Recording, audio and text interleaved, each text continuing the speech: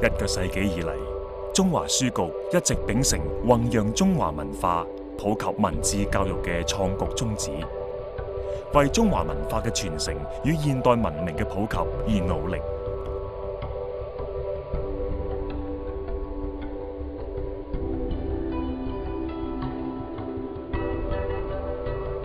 1912年元旦，中華書局伴隨住民國嘅成立喺上海應運而生。創辦人陸輝葵先生認清時局，認為國家要進步，必須振興教育，而首要任務就係改革舊式嘅帝制教材。佢提出用教科書革命嘅口號，編印適合共和體制嘅全新教科書。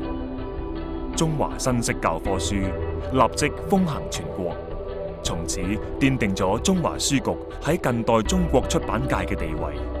當時嘅中華亦十分重視期刊對社會嘅影響，曾編輯出版20幾種深受讀者歡迎嘅刊物，包括最著名嘅8大雜誌。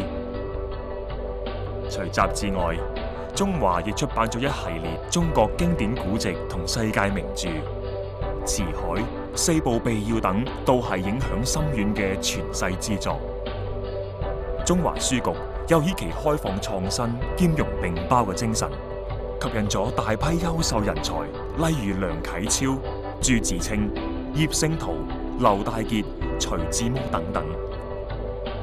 由創局時編輯同辦事人員只有10幾人，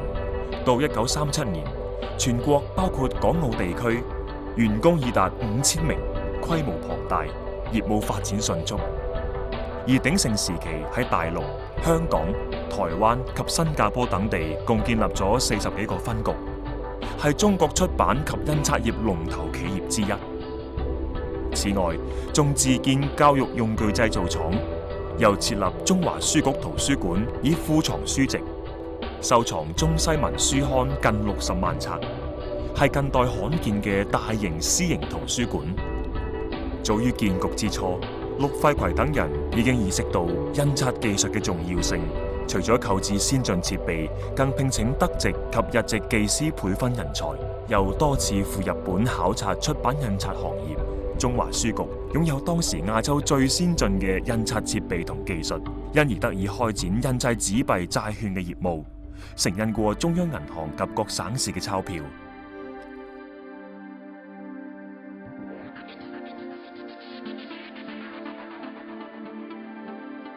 中華書局早於1927年便成立香港分局。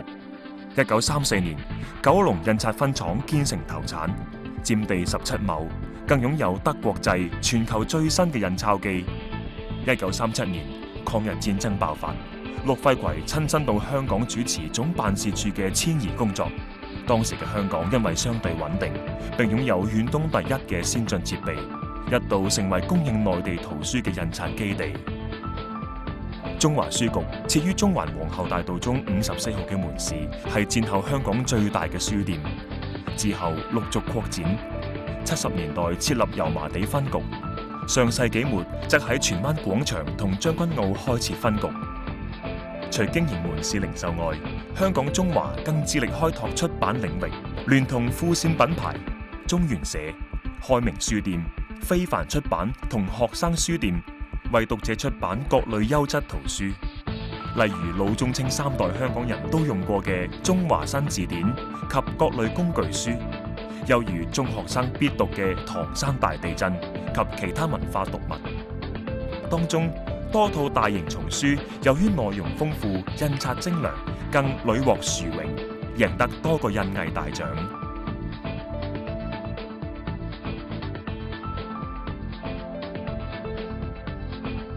1988年，香港中華重新註冊，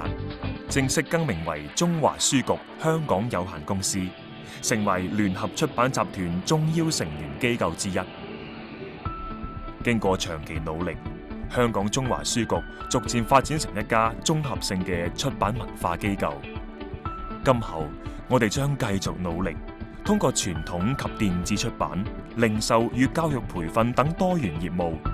貫徹創局宗旨，令百年基業更鞏固，助中華文明之傳承更久遠。